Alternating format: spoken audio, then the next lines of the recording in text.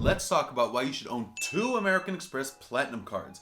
Although, it's not the two you're likely thinking. I'm talking about the 2 American Express Platinum Business Cards. Richard, that's $6.95 times 2, and I don't own a business. Yes, I know, but it's worth it. Let me show you why it's beneficial to hold 2 American Express Business Platinum cards and how you can hold them for free.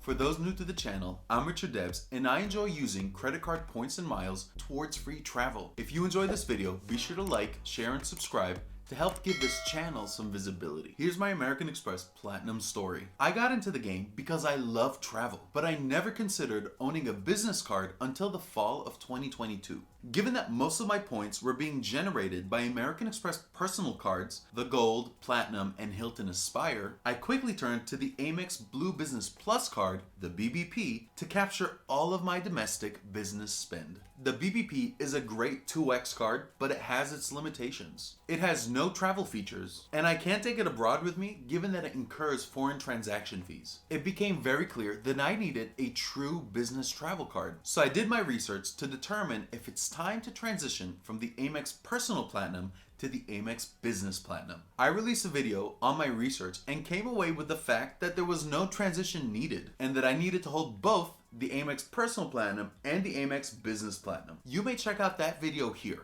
I'm not going to get into it again on how easy it is to get approved for a business card. And it's also covered in the video that I just referenced. I believe that everyone is an entrepreneur or a budding entrepreneur. I make no bones about being an Amex fanboy because they treat me just right. I know that it's mostly an illusion, but Amex's marketing is on point, and they back it up with outstanding customer service. So why am I not satisfied with holding the Personal Platinum and the Business Platinum? Towards the end of 2023, Amex changed the structure of the authorized user fee on the Personal Platinum card. We'll use AU for short going forward. Previously, one could hold 3 AUs for $175 in total fees. Fast forward to 2024, each AU card now costs $195. That's a material difference, folks. So in 2023, 3 AU cards would cost you $175, and in 2024, those 3 same AU cards will cost you $585. I was already doing a fair amount of administration to ensure that I was using as many of the Personal Platinum credits as possible, but this AU fee structure change forced me to take a harder look at this card. I wasn't doing any administrative work with the Business Platinum because its credits are simple to use and they spoke directly to my use case. Let's have a look at the Business Platinum credits,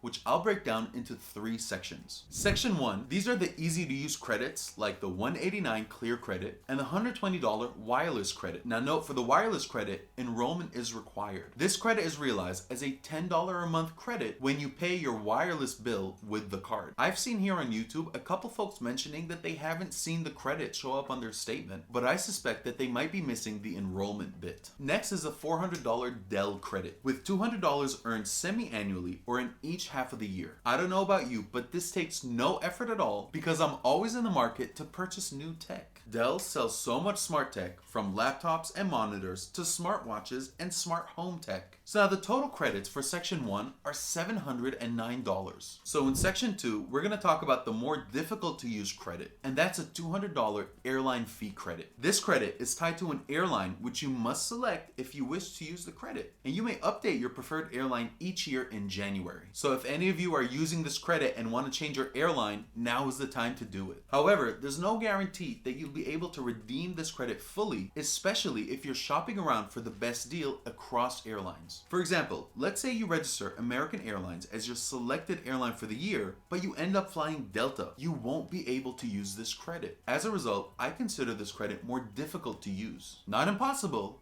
just more difficult. Now in section 3, I'm going to mention the credit skips for my use case. $100 or $25 a year for global entry and TSA PreCheck. I wouldn't dare travel without global entry and TSA PreCheck. Guys, if you don't have global entry, I don't know what you're doing with your lives.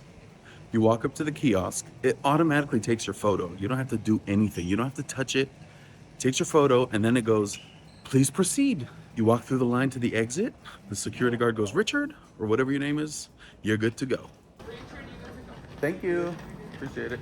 It's a game changer. However, I'm not counting this as a credit because it's gained on some of my other premium travel cards. For example, this credit is available on my VentureX Sapphire Reserve, and Amex Delta Platinum card. It's important that when you rationalize a card that you don't double count credits across other cards. Next is the 150 Adobe credit. On the surface, I had expected to use this for a one-off Adobe piece of software, but it needs to be part of a business annual subscription that I don't really need. Plus, have you ever tried to cancel any Adobe subscription? It's nearly impossible. Last time I tried, I had to literally lock my card to avoid it getting charged a fee. Next is a 360 Indeed credit. I'm not hiring, so this is a skip for me. In summary, Section 1 reflects 3 solid credits totaling $709, which surpasses the $695 annual fee, making this card extremely easy to rationalize. I dipped into Section 2 credits where I received $75 back in airline credits in 2023, but came nowhere close to using the full $200 credit. This is just gravy at this point because the Amex Business Platinum is already paid for with Section 1 credits. Can you see yourself using the credits in Section 1? If you can, I'll leave a link in the description where there's currently a 150,000 new sign-up offer after spending $15,000 in the first 3 months. This credit is not available via the public link, so if you're interested, be sure to use my referral link below. Okay, Richard, the Amex Business Platinum is great, but why do you have 2? We've talked about Player 1 and Player 2 before. I highly recommend it whenever possible because it allows you to maximize on credit card rewards. With my use case, it's actually cheaper to have 2 American Express Business Platinum cards than 1 Business Platinum card with an authorized user. The second Business Platinum card covers Clear and the wireless credit for Player 2, and I get another $400 Dell credit to cover more tech for the business. So essentially, both Business Platinum cards are free because of the easy to use credits that I would have spent anyways. So now that my setup includes 2 Amex Business Platinum cards for Player 1 and Player 2, I'll be canceling my personal Platinum by the end of the month. Guys, this is kind of hard for me. I know that the Amex Business Platinum is also a Platinum card, but the personal one felt just more personal. I just hope I don't change my mind and end up keeping it because as I've shown, I can use the credits, but I just don't want to do the work. I hope that my use case resonates with you. If it does, or doesn't, be sure to like, share, and subscribe to this channel. As always, take care and be good to each other.